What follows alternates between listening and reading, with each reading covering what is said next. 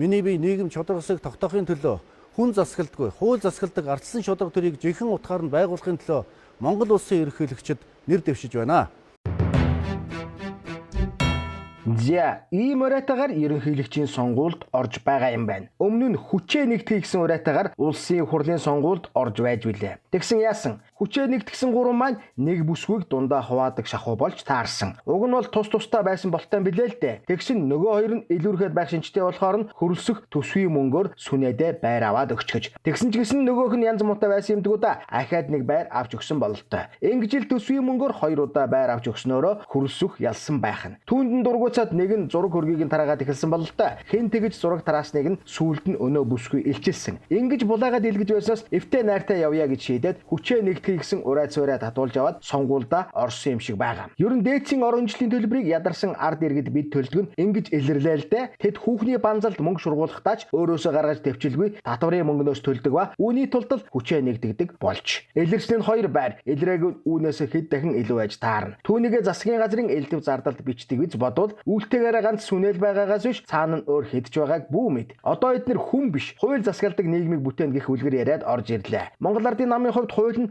Сүхбаатарын Батболд гэдгийг нийгэм даяараа мэддэг болсон. Ялангуяа хөрөсхийг хаашин ч хөдлөхгүй дагаж мөрдөх ёстой хууль бол Дамтны Сүхбаатарын Батболд юм. Нийгмээрээ түүнийг Сүв Батболд хэмээн нэрлэдэг. Үүнийгээ тэрбээр тэрэлжийн тунхаг дээр илэрхийлж Дамтны Сүхбаатарын Батболд мантуга хэмээн хашгирч байсан билээ. Ингэжл тэрбээр хувь хүнийхээ хиймрийн дарцыг Сүв Батболдын оймсонд тавьчулж, ингэжл түүний тэргүүн дээр Сүв Батболдын оймс хуульчлах болсон юм. Хөрөсхийн шудраг ёсны хэмжүүргэж жухам юу гэлээ? Түүний шудраг ёсны хэмжүүрийг юугаар хэмжиж болох вэ? Сүнэ хүүхний банзалдаагаар шургуулсан 2-2 байраар хэмжиж болно. Ундрмаа авгаан зовчулсан 370 тэрбум төгрөгөөр хэмжиж болно. Хүчээ нэгтгэдэг ананд базраар нь хэмжиж болно. Өрсөлдөгчүүгээр нэр дэвших болцлыг нь хангаж өгсөн бүкс од баяраар хэмжиж болно. Товчоор хэлбэл хөрөсхийн шудраг ёсны хэмжүүр нь хүүхний банзал, нийгмийн даатгалаас зовчулсан 370 тэрбум, ананд базрын нэр төр бүкс од баяр нараар бүрдэл болж байна. Ганц хөрөсхийн шудраг ёсны төлөө Монгол улс ийм их мөнгө төлж, ийм их эрсдлийг үүрлээ. Цаашдаач бүр ихийг төлөх болно. Матснаас түүний казинотсон 14 тэрбум төгрөг, түүний хувьдаа ашигласан пурга машинэгч бас нэмэх хэрэгтэй юм байна. Хүүхний банзал төсвийн мөнгөөр байр сургууль суудаг энэ этгээдийн шудраг ёс шүүхтэр буруутаж, авилга албан тушаалын хэрэгээр ялаваад, өршөөлийн хуулиар суллагдаж байсан хэрэг нь саяхных юм билээ шүү. Ер нь өнөөдөр хөрөсхийгээ 100% саналаар ерөнхийлөгчийн сонгууль руу үдэн гаргаж байгаа 62 гишүүнээс тэн агас нь жидүүл ойрт нэр холбогдсон хүмүүс байх ба тэдэн дотор улсын хурлын дарга, дэд дарга, хууль зүйн сайд, өчигдрийн болон өнөөдрийн сангийн сайдууд, боловсролын сайд, тус намын гинсэг амар баясгаланаар өөрөө нэр зохиж явааг харуул Монгол Ардын нам эмэг төрийн бус байгууллагын шудраг ёсны хэмжүүрийг үндсэнд нь дүгнэж болно. Өнгөрсөн болон өнөөдрийн 49 гишүүн жидүүд нэр холбогдсон. Тэднээс тал хувь нь өнөөдрийн улсын хурлд ороо суучсан байгаагаас улсын хурлын 2 дарга 5 сайд нь нэр холбогдсон. Ийм л нам өнөөдөр хүн биш, хууль засгалдаг нийгмийг бүтээнэ хэмээн цуурай таттал орилж эхэллээ шүү дээ. Тэр тусмаа энэ намын эзэн өөрөө дэлхийн 6 орны шүүхтэр авилга албан тушаалын гэмт хэрэгээр шүүлгэж байгаа архаг хулгайч итгээд гээд бод. Хүн биш, хууль засгалдаг байсан бол эдгээр бүгдээрээ төрд биш шоронд сууж байх ёстой. Гэвч өнөөдөр тэд хүн биш, хууль засгалдаг болох тухай үлгэр ярьсаар сонгуулийн сурталчилгаагаа эхлүүллээ. Эдний балгаар маргааш таны цалингаас 36% шимтгэл авна. Сая төгрөгнөөс 360 мянгаыг нь дээрэмдэн гэсэн үг шүү дээ. Капитал банкны дампууруулсан 370 сая төгрөгийг Монгол Ардын намын баталсан хуулиар та нарын цалингаас суудгаж авна гэсэн үг. Хүн биш, хууль засаглана гэдэг чинь Монгол Ардын намын хувьд үүнийг л хэлээд байгаа хэрэг. Дээрээс нь Монгол Ардын намын дарга нарын хэрэгэлдэг хүүхнүүдийн байр сууцыг та бид нар төлнө гэж байгаа. Хөрөсхийн шудраг ёсны хэмжүүрийн мөн чанар чухамдаа энэ бүлгөө.